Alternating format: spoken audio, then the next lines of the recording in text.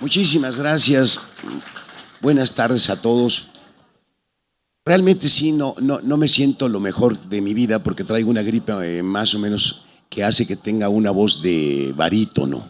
Entonces, a lo mejor no es un mal tono para que hablemos el día de hoy de la duda. Como muchos de ustedes saben, acabo de publicar un libro que se llama El arte de dudar. Me voy a referir a él muy brevemente y quisiera más bien pasar a que nos planteáramos algunas dudas. El arte de dudar ha sido el resultado de la selección y refundición de muchas colaboraciones semanales que estuve haciendo a lo largo de los últimos 3 años en este periódico virtual llamado sinembargo.mx. Muchas de las notas que aparecen recogidas en el libro aparecieron originalmente en una versión menos trabajada desde el punto de vista literario, porque la premura del periodista hace que uno tenga la coartada de poder entregar antes del cierre de la edición. Y en ocasiones se hace uno vicioso y como es muy difícil que el lector conserve la memoria de los giros que empleó el autor en la semana anterior o en la anterior, muchos de los modos de abordaje resulta que me los copiaba a mí mismo y entonces muchas de los capítulos empezaban igual y tenían frases textuales. Esto, por supuesto, a la hora de compilarlos, uno leyéndolos de corrido se da cuenta y entonces tuve que hacer una verdadera obra de rehechura para poderlos presentar en este libro de manera unitaria y que no se me notara pues esos lugares comunes que tiene el escritor y que cuando ya se publica un libro uno procura mantener la imagen para no perder del todo a sus lectores. Entonces, por ese lado, pues, fue como reescrito, entonces sí es un libro nuevo.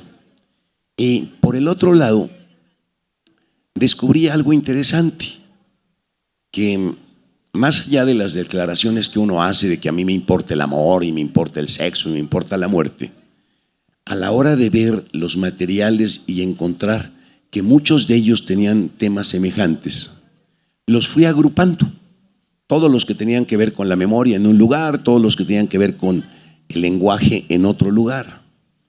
Y descubrí algo que ya sospechaba, pero ahora tengo la prueba publicada de que efectivamente es cierto.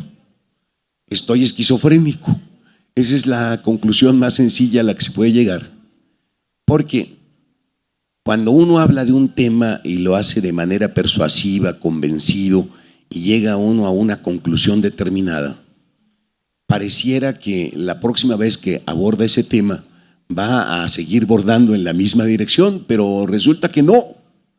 Me encontré, y lo van a notar en el primer capítulo, en Los pantanos del habla, que es el que está dedicado al lenguaje, a la comunicación, a estos temas, que cada vez que abordo el asunto de si nos comunicamos o no, pues en unas ocasiones me parece que no nos comunicamos, en otras me parece que sí nos comunicamos, en otras me parece que el interlocutor, no sirve más que de pretexto para que yo me diga a mí mismo las cosas.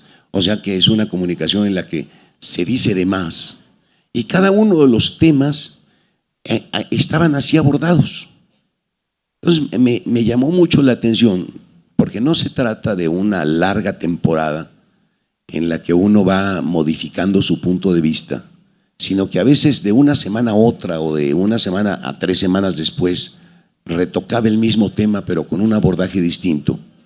Y me di cuenta que lo que había hecho era una especie de planteamiento polifónico a propósito de cada uno de los temas. Primero me espantó porque uno cree tener cierta consistencia lógica, mantenerse como un sujeto sensato en una ruta, pero la verdad es que se pueden pensar las cosas de muy distinta manera porque la razón con la que uno las defiende y las argumenta no está más que al servicio del deseo. Y si yo ahora deseo demostrar que efectivamente la comunicación es posible, lo logro, y si deseo lo contrario, lo logro también. Y me dio gusto porque como filósofo ya conocía este tipo de abordajes que Emmanuel Kant, le puso las antinomias. Ahí en la crítica a la razón pura, en un pasaje muy, muy complicado, el que lleva por subtítulo Las antinomias, aparecen argumentaciones perfectamente coherentes desde el punto de vista racional, demostrando que el universo es finito y en el otro, en la acera de enfrente, demostrando que es infinito. O sea, las dos vertientes, una y otra. Este tipo de asuntos son interesantes porque dependemos en buena medida de nuestras razones para tomar decisiones. Pensamos que la pasión es la peor de todas las consejeras y en cambio cuando uno la pasa un problema a través de la reflexión, seguramente encuentra una mejor respuesta. Pero cuando uno comprueba en la práctica que la razón es una especie de prostituta al servicio de quien la patrocina y que uno puede enderezar razones en una dirección y en otra, se siente uno desarmado porque en este instrumento en el que hemos confiado tan ciegamente todos los occidentales, lo que ha sido, digamos, la columna vertebral de Occidente, el pensamiento analítico, el desmenuzamiento lógico, en lo que está finalmente apoyada la matemática, que es ahora una de las ciencias más potentes porque es la que se nos está mostrando el esqueleto de lo real. Es algo que no es de fiar. Entonces es muy sobrecogedor demostrar, y lo sentí en mis manos cuando iba pasando los argumentos, que la razón puede lo mismo lo uno que lo otro. Esto me resultó reconfortable porque estamos en un momento, no sé si han oído ustedes hablar de la posmodernidad, pero justamente la posmodernidad a lo que ha llegado es a desbancar a la razón como la última instancia, la suprema instancia, y ahora hay una especie de planteamiento en el que todo es relativo, porque las verdades a las que la ciencia accede no son las verdades definitivas. Bien lo dice por ahí en el libro del gran diseño Stephen Hawking, cada verdad es dependiente del modelo. Si se emplea una metodología, se llega a una conclusión, si se emplea otra metodología, se llega a otra. Y la ciencia actual ya no pretende, como habíamos estudiado seguramente todos nosotros, que la ciencia nos ofrecía verdades, y verdad entendida como la adecuación de la representación mental con la estructura de la cosa. La racionalidad de lo real era posible de ser expresada a través de la racionalidad de un discurso. Los enunciados científicos reflejaban la estructura de la realidad. Les digo que ahora la ciencia ya no ha adoptado esta actitud, y lo que la ciencia hace es una recopilación de datos a partir de la investigación. Va obteniendo datos y pruebas y datos y pruebas hasta que tiene una colección que no sirve para nada. No sirve para nada hasta el momento en el que hay algo que integra esos datos y los puede presentar en una versión mucho más sintética. Es lo que se llama un algoritmo. Tener el algoritmo que sirve para representar de manera sintética muchos datos es ya una manera de formulación científica. Y los algoritmos, formas de racionalizar información, pues no pretenden en modo alguno ser la verdad, simplemente son formas de organización sintética de los datos investigados. Entonces puede haber cuantos algoritmos haya y cuantas teorías o modelos científicos se nos dé la gana.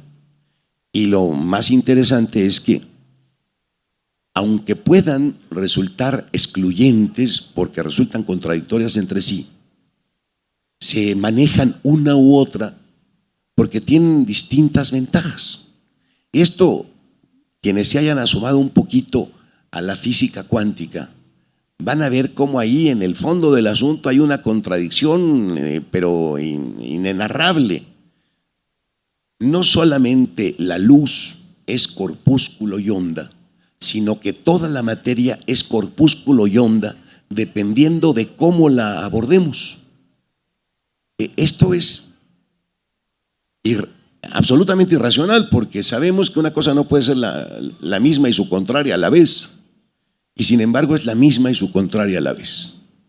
Esto que desquició a Einstein y que decía, ay sí, los espíritus vudú, burlándose de los cuánticos a los que él había cimentado, o pues aquella frase memorable que yo tomé incluso para uno de mis libros de cuentos, de Dios no juega a los dados, porque le parecía a Einstein que era espantoso que en el mundo de lo infrapequeño la racionalidad no operara.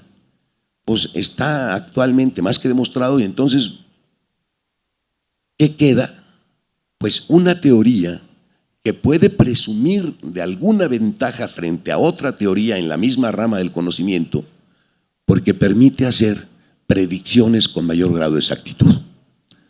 Lo que ahora privilegia a una teoría frente a otra es su grado de predictibilidad. Si puede predecir con más exactitud, es más válida que la otra, pero eso no significa que la otra no sea válida para otros oficios. Entonces tenemos montones de teorías excluyentes en la ciencia,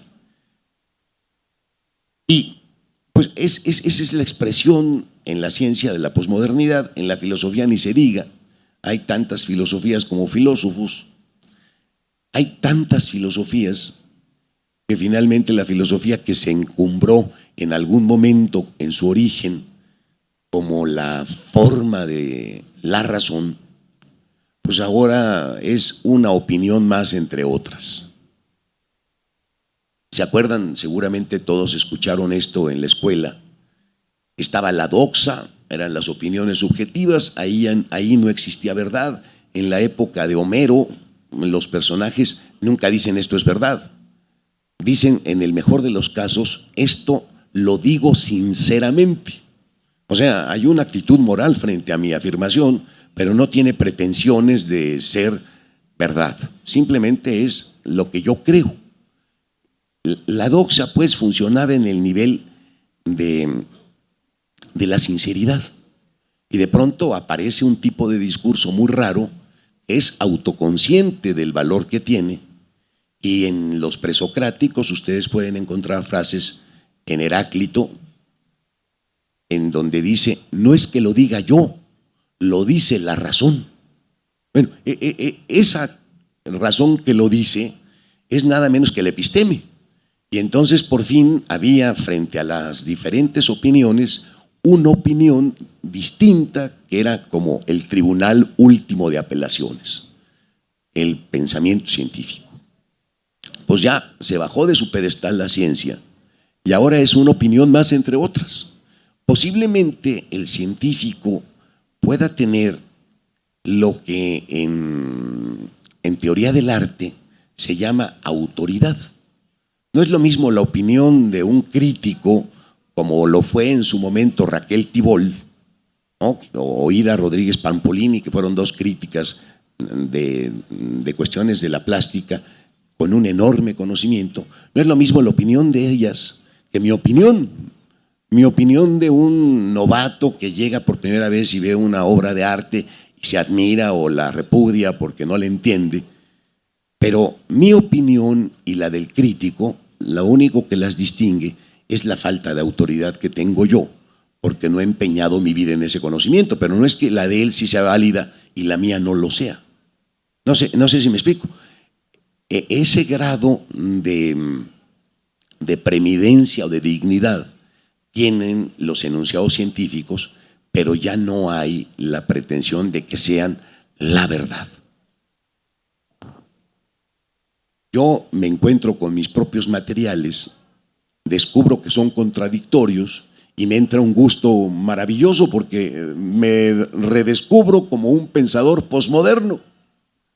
No, yo mismo es quien suscita la relatividad de las ideas a propósito de una cosa una y la otra, y se defienden bien las verdades. Si ustedes ven, ojalá hubiera hecho la edición poniendo a la izquierda los pros y poniendo a la derecha los contras, y entonces podríamos haber hecho 2 libros sistemáticos en los que leyendo lo de la derecha se quedarán convencidos de una cosa y leyendo los de la izquierda de la otra, y se pudieran ahorrar el complemento. Los fui mezclando por razones de una cierta continuidad y así quedaron. Estoy pues frente a una duda tremenda y es la que quiero compartir esta tarde con ustedes. Ya les platiqué más o menos de su estructura del libro, su origen. Hay este libro. La cuestión es si realmente somos o no capaces, esta es la duda, de llegar a entender de qué se trata este mundo. Estamos aquí, todos nos dan alguna explicación de qué es este mundo. Desde las cosmogonías más antiguas que ustedes quieran, la mitología nos lo explica, encontramos una explicación en el Popol Vuh. Ahí somos el resultado de pues varios experimentos hechos por los dioses hasta que finalmente nos hicieron del maíz. Ahí hay una explicación. Hay un montón de explicaciones en la mitología, en la religión, en la filosofía, en la ciencia. Pero mi pregunta es, ¿de veras entendemos algo? Yo tengo la impresión de que la naturaleza es absolutamente tacaña, no da nada en exceso. Es más, lo que la naturaleza nos da, en cuanto le sale más o menos bien, ya no busca remediarlo para que mejore el diseño. Nos dio un cuello, logramos detener la cabeza, nada más que es un cuello que no sirve para nada, porque es tan pequeño que el peso de nuestra masa cerebral, de toda la cabeza, es tanto que todos tenemos problemas de columna. La naturaleza es una malhechota, nos hizo con un cuello que no le venía. Para sostener nuestra cabeza debería de tener por lo menos el doble de espesor el cuello. Entonces no tendríamos problemas de ningún tipo en la columna. No tendríamos escoliosis y cosas por el estilo. Le salió una vez y ahí se quedó. Y así más o menos con todo. Vemos una sofisticación extraordinaria en la diversidad de los seres vivos, porque todos tenemos el mismo origen además. La vida es una, pero dependiendo de cambios evolutivos y de adaptativos, fue bifurcándose en una dirección y en otra, no porque tuviera la intención de orientarse en alguna dirección. No piensen ustedes que el oso hormiguero, que verdaderamente es un animal fantástico, no solamente tiene este cucurucho de trompa, sino que además tiene una lengua de varios metros, y además esa lengua la puede estirar y volver una especie de tirabuzón. Y no solamente eso, sino que además la tiene llena de una especie como de pegamento, y ya cuando la retrae, viene llena de alimento. Imagínense al oso hormiguero parado frente al hormiguero, antes cuando era chato, esperando a que pues, la naturaleza lo fuera adaptando para que llegara finalmente hasta tener esta especie de ensamble perfecto con lo otro. No, lo que pasa es que como la vida es una cosa plástica, cada individuo que nace es diferente. Ustedes, si tienen hermanos, notarán que aunque se les parecen, no son iguales que ustedes, son tantito diferentes. A base de repeticiones, de iteraciones, de generaciones, esos diferentes, los que mejor se acoplan a la situación, son los que van sobreviviendo. Pero no por ninguna intención ni ningún diseño inteligente, sino por una mera y asquerosa casualidad. A lo mejor en otras circunstancias al que le nació la trompa más larga se hubiera muerto, pero nació de este lado donde había hoyos donde meter la lengua y alimentarse, y por ahí empezó a prosperar. Fueron puras coincidencias, puras casualidades, casualidades que a lo largo de siglos y siglos y siglos terminaron armando una cosa que representa pues, nuestro equilibrio ecológico, en donde las especies que desarrollaron cierta habilidad, que encontraron ciertas circunstancias, lograron afianzarse y garantizar su existencia como especie. A nosotros, y aquí mezclo teoría de la evolución con mitología griega, nos tocó poco en el reparto. No, nos tocó prácticamente nada. Ni tenemos la capa de protección del rinoceronte, que de veras que tiene una piel impenetrable, ni tenemos tampoco la vista del águila, ni las alas del halcón. No tenemos nada, somos unos bichos. Nos hemos acostumbrado a vernos y hasta nos resultamos atractivos, pero la verdad somos detestables. No tenemos nada. Y cuenta la mitología griega que Prometeo, viéndonos tan desvalidos, nos dio la inteligencia práctica. Bueno, supongan que Prometeo o la naturaleza hizo que pudiéramos sobrevivir porque éramos tantito más inteligentes que un chimpancé. ¿A qué servía eso? Les digo que la naturaleza, el planteamiento de inicio, la naturaleza es tacaña,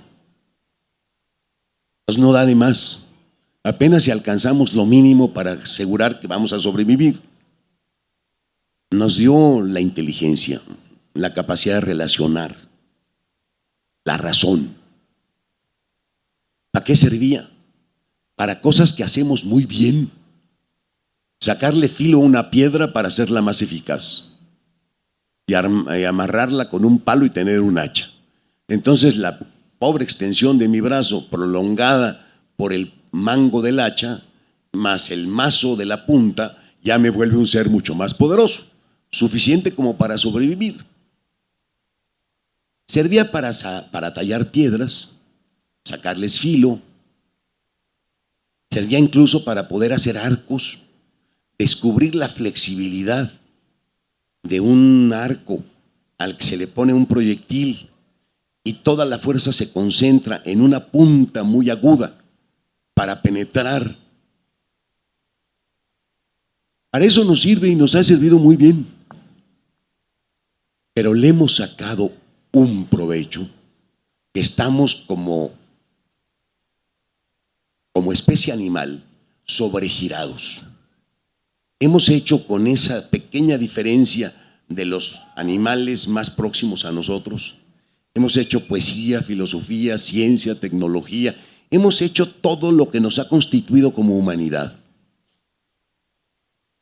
Y ya ensoberbecidos, queremos que con ese pequeño extra descifrar una pregunta tan complicada como ¿qué sentido tiene la existencia? No sé si algún día se lo han planteado, pero es una de las preguntas más abismantes que hay. Está uno instalado en este mundo con naturalidad, en la inercia de todos los días, uno despierta al día siguiente y como cuando uno ya es consciente, ya viene de una inercia previa, ni siquiera tiene que preguntarse. Tiene una sensación de eternidad, vive aquí y están los problemas inmediatos, uno los resuelve, sigue generando otros y ahí va viviendo. Pero los invito a detenerse, salirse un poco de esta inercia en la que vive uno al nivel de una conciencia social, una conciencia sociológica, y vámonos a un nivel de conciencia metafísica, a una experiencia metafísica de cuál es la razón de mi ser en el mundo. ¿Qué hago en mitad del universo? ¿Por qué un pedazo de materia, como cualquier otro pedazo de materia, aunque yo haya pasado por el alambique de la evolución, este pedazo de materia se yergue y pregunta por el sentido de la materia? O sea, un ser entre los seres que de pronto se hace la pregunta de por qué estoy aquí. Palabras más, palabras menos, estoy prácticamente citando el que es metafísica de Heidegger, para no echarme confeti sin citar.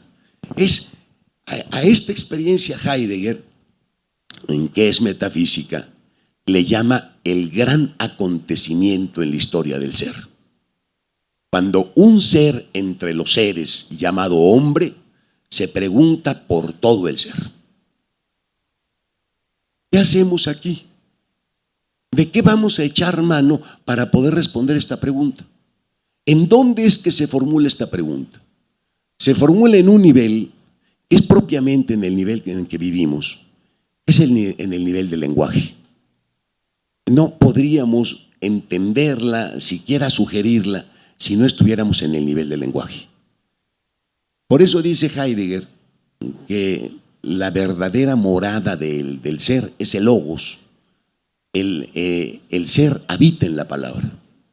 Con un idioma diferente en el que no hubiera la palabra ser, y vean los problemas que tienen los chinos, en cuyo idioma no hay la palabra ser, que como una especie de apostilla, pero no está tan presente como en todas las lenguas occidentales.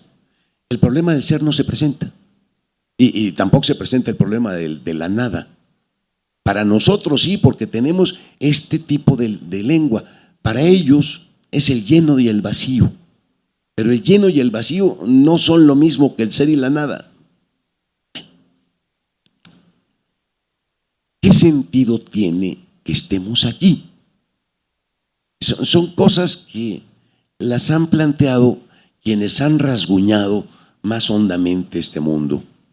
Lo dice hasta Nezahualcóyotl, ¿no? En esa quinteta que está ahí como letrero de bienvenida a quienes van al Museo de Antropología e Historia.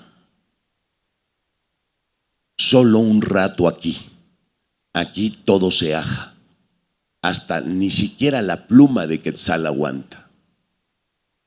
Solo un rato aquí en la tierra. Bueno, la pregunta es ¿para qué? Esta es la gran duda. Esta es la duda que a lo mejor no tiene respuesta, pero que ha generado religiones a pasto. Cualquiera que se le ocurre darle una respuesta inventa una religión, y hay de aquellos que la siguen, porque en cuanto la siguen seguramente pues, se van a volver sus financiadores de todas las demencias que quiera hacer ese conductor de una iglesia cualquiera. Tenemos ya iglesias con mucho prestigio y revísenles las historias y van a ver cómo los feligreses siguieron eso. Con filosofías que también dan una respuesta a esto. Y hay un montón de seguidores de esas filosofías. Ahí, no sé ahora ya si haya, porque ya la filosofía está tan desarticulada que ya no hay manera de encontrarse con un hegeliano, un sartreano, un kantiano, ¿no? Pero no sé ni qué filósofos hay ahora. Yo no creo que Michel Onfray tenga seguidores, así de onfreístas, o Peter Sloterdijk, este otro filósofo alemán reciente. No conozco a nadie que sea sloterdista. No tienen pedigrí, no tienen tradición, ya ni quien los pele, pues hay tantos que… Espero que no haya borbollistas, ¿eh? Qué horror, sería espantoso. Y no creo que los pueda haber por una sencilla razón. No estoy planteando ningún filosofema, o sea, no estoy dando una respuesta que uno pueda adoptar como actitud cómoda para ya tener una clave y decir, de esto se trata. Lo que estoy tratando de hacer es simplemente inocular la preocupación en los demás, porque me parece que quien no ha pensado estas cosas alguna vez en su vida, se la pasa muy feliz el desgraciado, pero no alcanza la dignidad de poder estar suficientemente humanizado. Creo que lo que nos vuelve propiamente hombres, nos da una dimensión moral, un gusto estético, lo que nos hace saborear la vida como seres humanos, es poder entender esta pregunta: ¿qué hago aquí? Si no me la formulo nunca, no entiendo que un día no voy a estar, no entiendo tampoco el milagro que representa el hecho de que estoy, y no entiendo tampoco por qué, siendo una ocasión tan extraordinaria, mi existencia tiene que estar acompañada de un mundo tan atroz, tan desgraciado, tan ruin, tan gobernado por políticos, para decirlo claro, como este. sea, es una cuestión que tiene que ver en una especie de carambola con todos los asuntos principales de nuestra vida.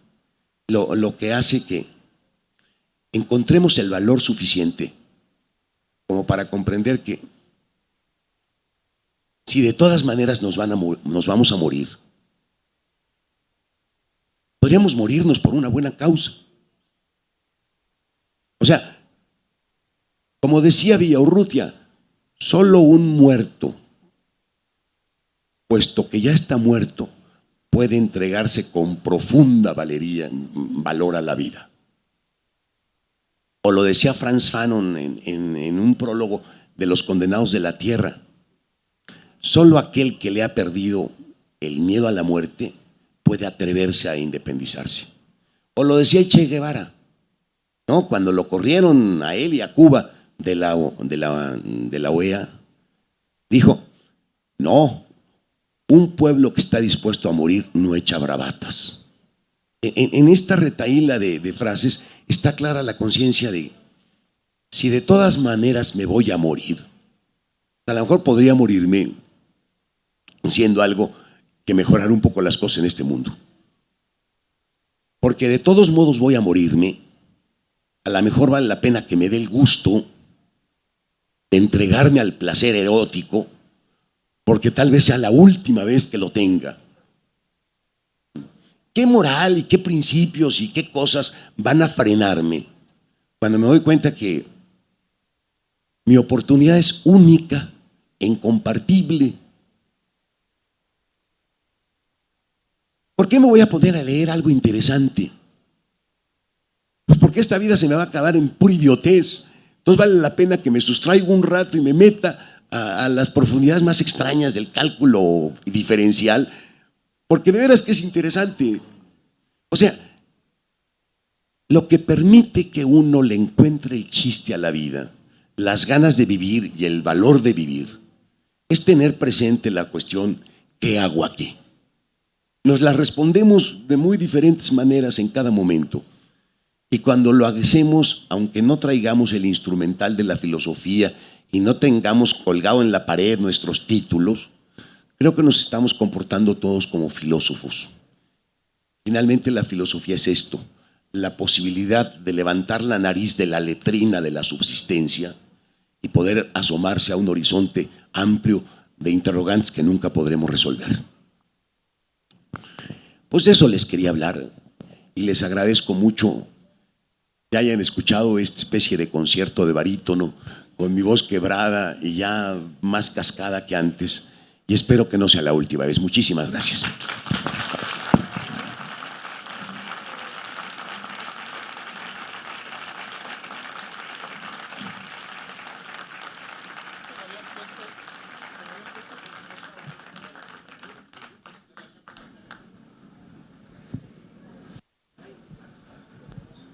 Pues tenemos como 25 minutos, Oscar. Si estás de acuerdo, unas preguntitas. Alguien, digo, fue bastante información que digerir. Es casi una clase de filosofía, pero si alguien tiene alguna pregunta, este es el momento de hacerla, ¿no?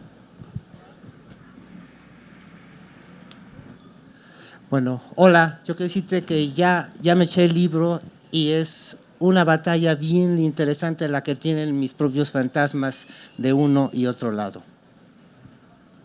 Muy bien, pero no te entendí si quieres que diga algo más o No. nada más era tu comentario. Precisamente a partir de las dudas y de mí cuestionarme, traigo un buen desmadre acá adentro y es bien divertido. Sí. Y estamos de acuerdo, yo también. Compartimos eso. Por ahí hay otra vez. Muy buenas tardes, Oscar. Mi nombre es Carlos Millán. Una pregunta: en la actualidad, ¿cuál es tu punto de vista con respecto a la utilidad de la filosofía? Por favor. Sí. Pues he tratado un poco de responder justamente esa pregunta con todo lo que dije, pero la voy a sintetizar. La voy a plantear de otra manera. Hay una cosa que llaman filosofía que se estudia en las distintas escuelas de las universidades de este país.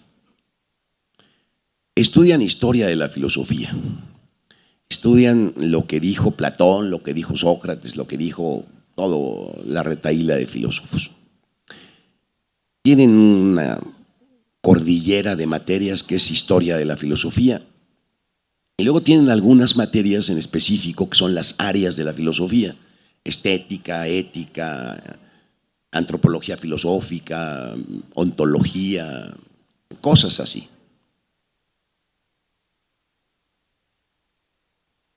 Se enteran de lo que pensaron otros. Imagínense algo equivalente en la carrera de medicina. No, historia de la medicina, desde Hipócrates hasta el último, las técnicas que emplearon cada uno de ellos para curar las enfermedades que hay, las diferentes áreas de la medicina. Y ya, se enteran y ya.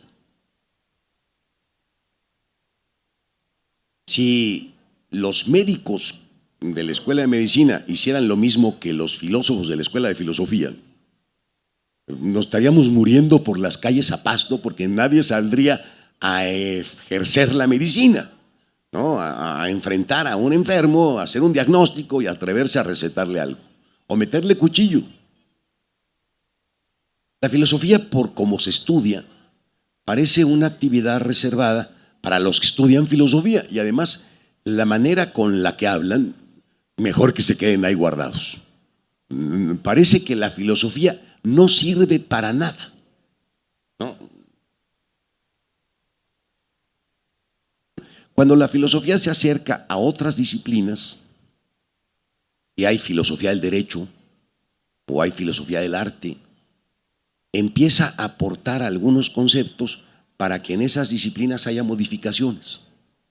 El abogado, por mucha legislación que sepa, por muy consistente que sea todo el articulado desde la Constitución hasta el último de los reglamentos, porque todos deben de estar validados por la Constitución en una consistencia lógica, por si no la Suprema Corte mete inconstitucionalidad en esta estupidez que se les ocurrieron a unos ignorantes volver ley.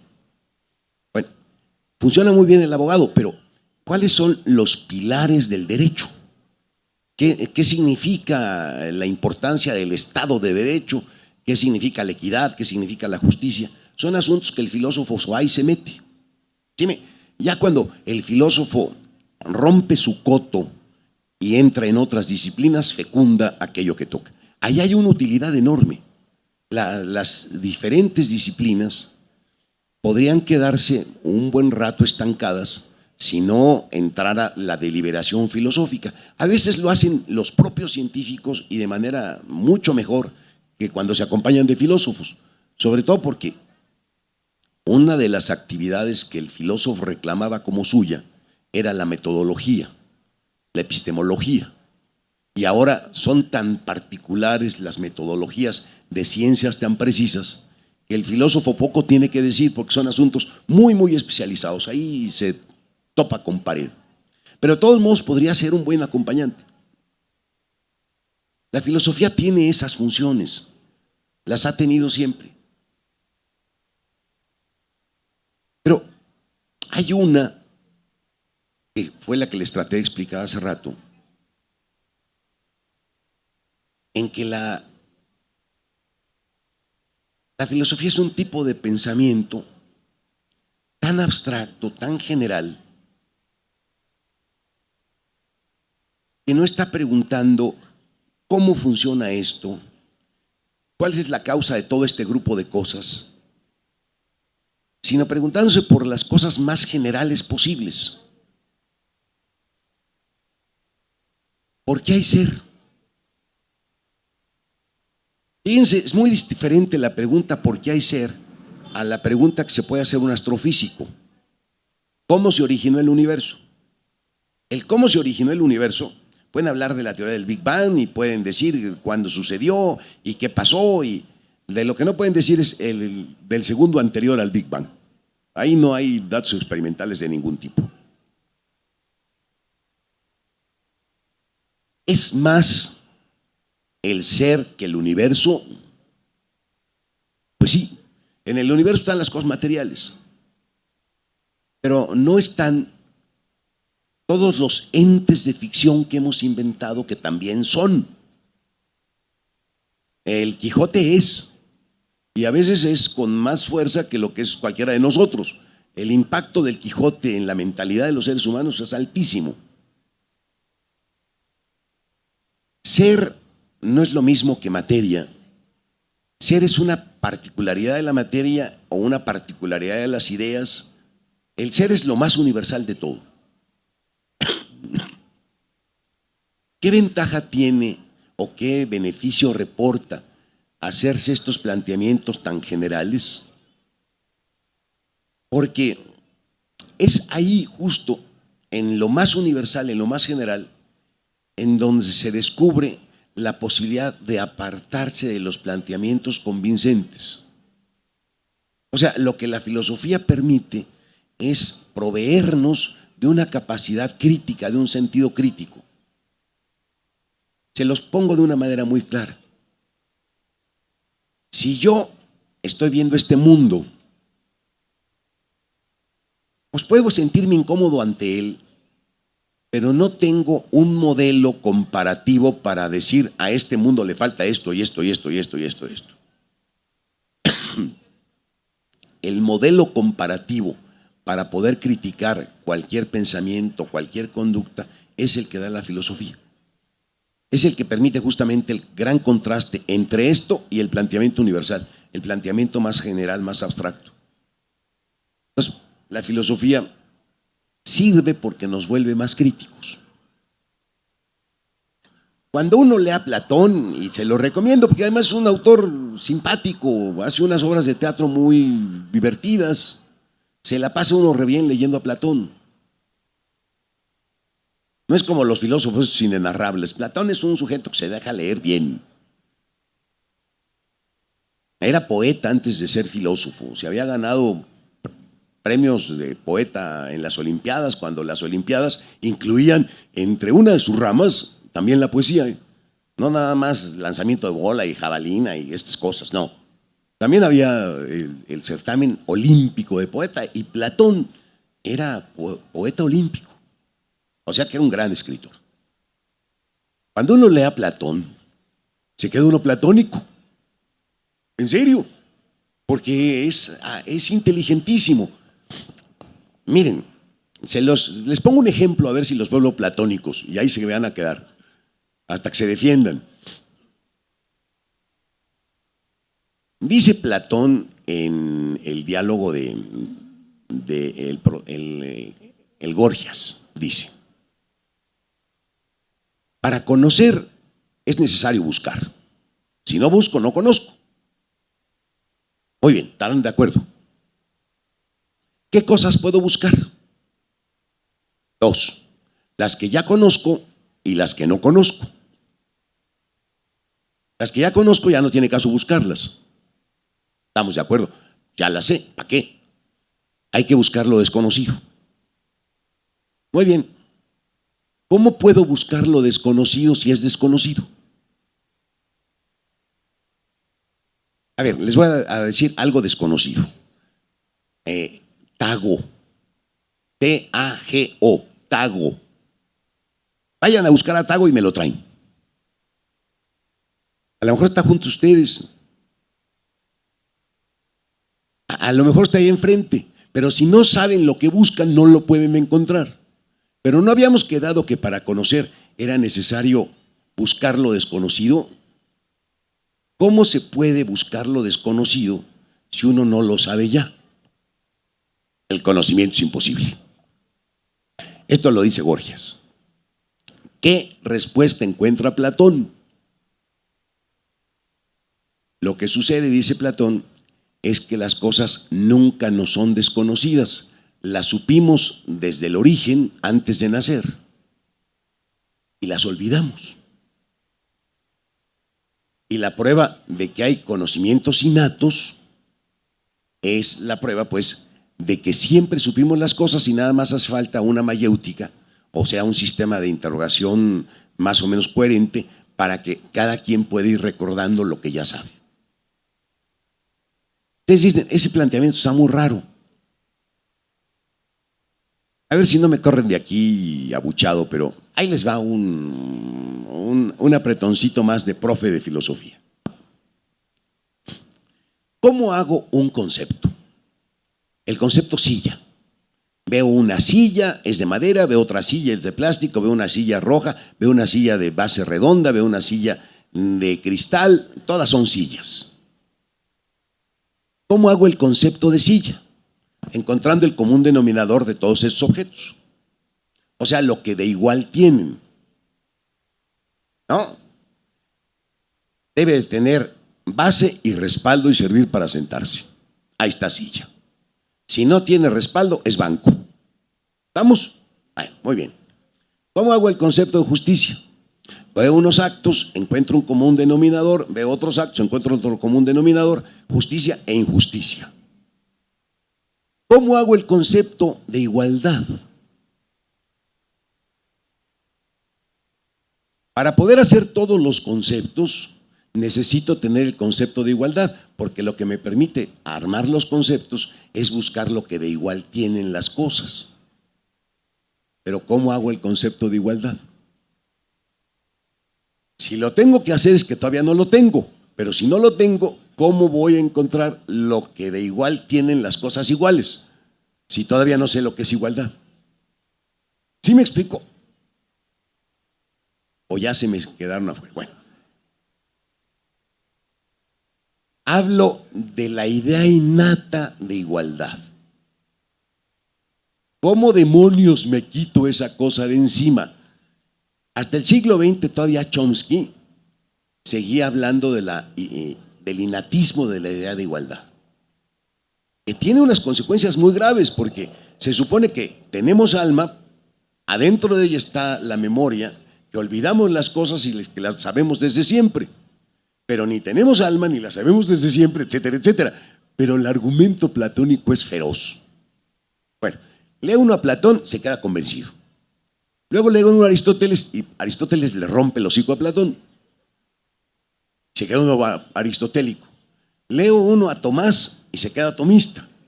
Pero vienen luego los modernos y le rompen el hocico a Tomás. Lo que uno aprende remontando la historia de la filosofía son formas de argumentación y uno se va nutriendo de un sentido crítico. El beneficio principal, al menos es mi punto de vista, de la filosofía es que realmente sí nos aporta las herramientas para volvernos críticos. ¿Esto para qué sirve? Sirve prácticamente para todo. El que no es crítico está perdido.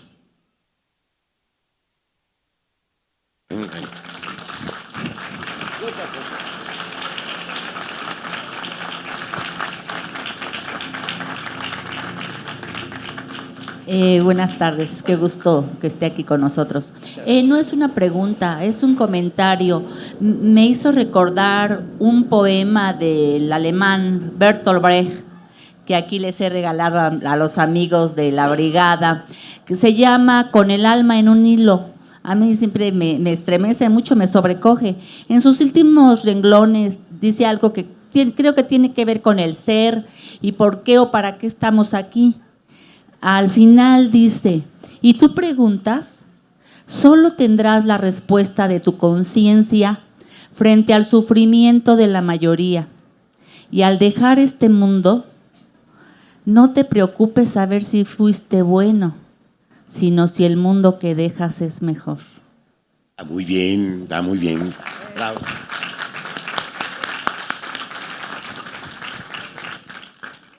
Déjame comentar un comentario a tu comentario.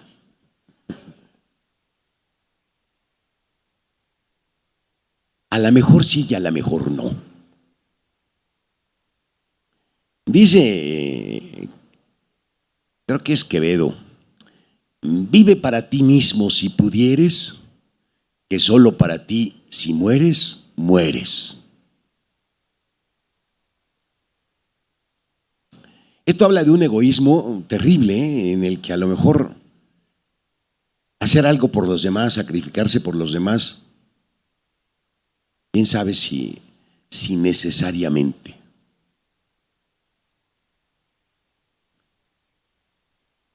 Es tan absurdo todo, que lo mismo en el fondo hay igual validez para portarse solidario que para portarse solitario.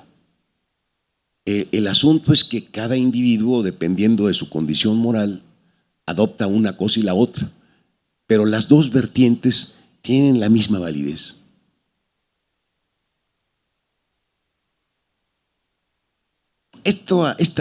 Esta cifra, a mí me encanta repetirla y le he dicho, posiblemente me la han oído, de que dentro de 5,000 millones de años, según dicen, se le va a acabar el combustible al Sol.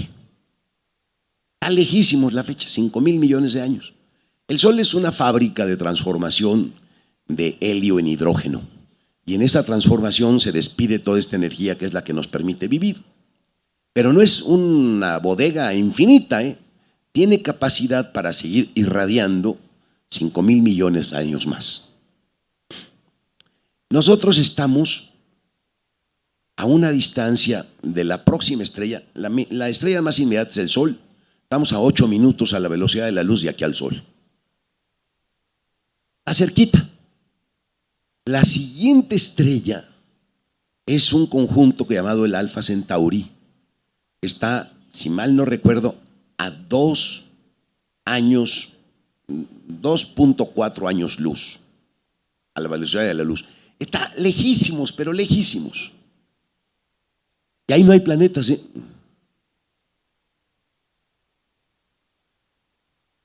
Un planeta habitable como este, o sea, un sitio de escapatoria, un plan B, por si el Sol nos falla, está tan lejos que la verdad, la suerte de la humanidad depende de esa temporalidad, no más allá de 5,000 millones de años. Todos los que estamos aquí, dentro de 5,000 millones de años, no va a quedar nada, piedra sobre piedra, nada. El Sol es una estrella tamaño supernova que cuando se le acabe la fuerza por la que se infla, o sea, la transformación del helio en hidrógeno, es tan grande la masa que se va a colapsar. Entonces, al colapsar se va a volver un hoyo negro. El Sol es nuestra próxima cita ineludible. Ahí vamos a ir a caer todos más apretados que en el metro, en un hoyo negro que de veras nos compacte a todos en la promiscuidad asquerosa. Estaremos juntos un día. ¿Qué sentido tendrá este instante que no dura nada comparado con la eternidad? Nuestra vida, 70, 80 años, 90 años, ¿qué sentido tendrá en una historia de millones y millones y millones de años? El episodio humanidad, hacer un paréntesis ahí en la sombra del cosmos. O sea, todas las cosas que nos afligen, nos preocupan, nos parecen buenas, malas, son por idiotez. Todo lo que hagamos de todos modos es intrascendente. Podemos pasar a la historia, no podemos pasar a la eternidad. O sea, estamos en el absurdo, pues. Y frente al absurdo todo se vale. Ya lo decía bien Dostoyevsky. Si Dios no existe, todo está permitido. Es el cinismo más grande de todos. Pero Bertolt Brecht era un comprometido revolucionario que hacía bien en decir lo que acabas de repetir tan bellamente. Pero yo me quedo siempre con la duda. Vive para ti mismo si pudieres, que solo para ti si mueres, mueres.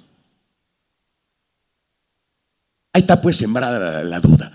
Ahí está una postura, acá otra. ¿Qué otra cosa? Ya creo que nos van a correr.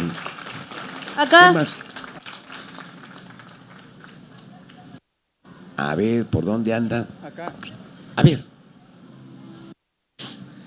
Oscar, Sí, felicidades. muchas gracias. Voy a iniciar mi comentario con una pregunta.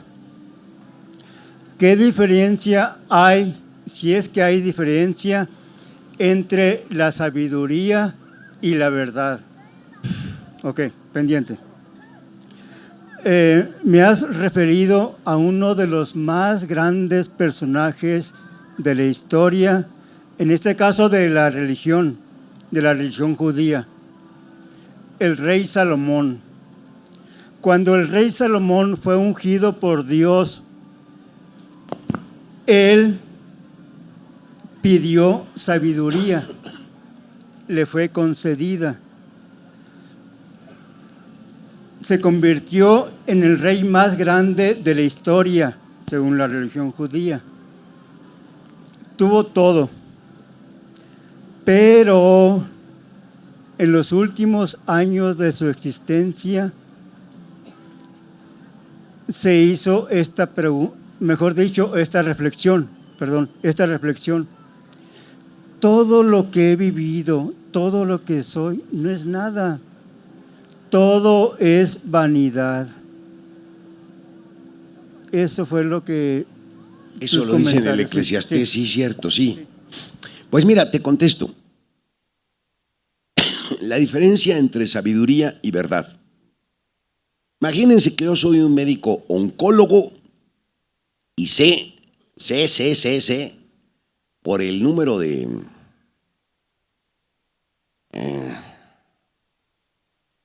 células cancerosas que aparecieron en la sangre, que este paciente se va a morir. Lo sé, eso es verdad. ¿Cómo se lo digo?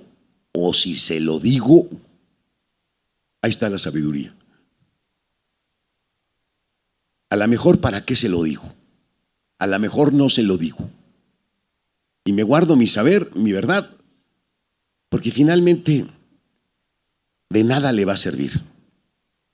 Este criterio es el que da el tono de la sabiduría. Ahora, Salomón, ese pasaje yo lo he pensado mucho, el del Eclesiastés. Tengo por ahí un libro que ya no se consigue, se llama La rebeldía de pensar, en el que al final meto un capítulo de pensar y verdad, porque Salomón dice que no hay nada peor que el pensar, porque el pensar nos conduce necesariamente a la infelicidad. A mí me choca esa idea. Es una idea que ha atravesado toda la historia de la humanidad. En su versión más acabada o más poética, pues está el poema de Rubén Darío. Feliz el árbol que es apenas sensitivo y más la piedra dura porque ésta ya no siente que no hay pesar más grande que el dolor de ser vivo ni mayor pesadumbre que la vida consciente. Ser y no saber nada y ser sin rumbo cierto. Bueno, todos ellos, toda esta jerarquía desde Salomón hasta Darío, asocian el pensamiento con la infelicidad. Es mejor no pensar, ¿para qué piensas? Yo los odio porque eso me decía mi abuela a mí. ¿Para qué piensas, Oscarito? Nada más te la pasas mal.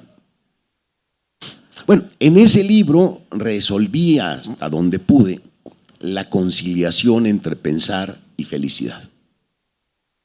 Me encontré con Salomón.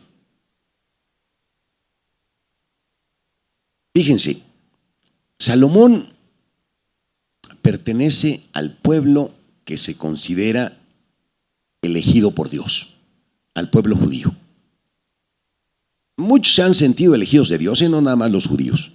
Los aztecas vivían con esa certeza. El sol dependía de ellos, si no lo alimentaban con corazón se moría, ¿no? Entonces, los machiguengas, de una novela preciosa de Vargas Llosa, el pueblo de los machillengas, una tribu del Perú, también se sienten elegidos de Dios. Si ellos se detienen, el sol se para y entonces ellos caminan, es un pueblo trashumante, porque el sol los copia.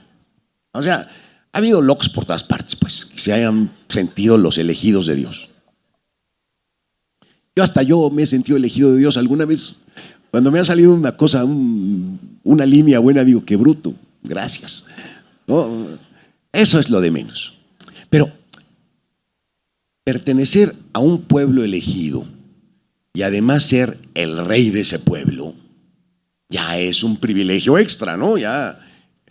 Y no cualquier rey, sino uno de los principales reyes. Además, si ustedes leen el Eclesiastés, se van a encontrar con una presunción. Tuve albercas, mujeres, carros último modelo. Léanselo, porque ahí menciona lo que de veras tiene un rey. Y se jacta de eso. Tiene 80 años. está viejo y achacoso. Y hay una actitud de quien se creyó tanto y de pronto se descubre viejo y achacoso. Y dice, pues sí, todo es vanidad. Pero imagínense que ustedes no fueron ni elegidos por Dios ni elegidos por nadie, nacidos por casualidad, arrojados al mundo porque sí, están aquí nomás como hijos de vecino, igual que yo. Nadie estuvo esperándonos. Y de pronto llegamos hasta los 80 años. Todo es vanidad. Es un desconsuelo que le viene de la gran expectativa que tenía de haber sido el elegido de Dios. Para los que somos de la calle, la sola posibilidad de haber tenido conciencia alguna vez es un milagro, una maravilla. Nada de que todo es vano, todo es absolutamente rico, por eso la vida vale tanto la pena. Ahí difiero pues de la sabiduría de Salomón. Lo que pasa es que era un maldito rico, man. La neta. Oigan, muchísimas gracias. Sí, ya terminamos.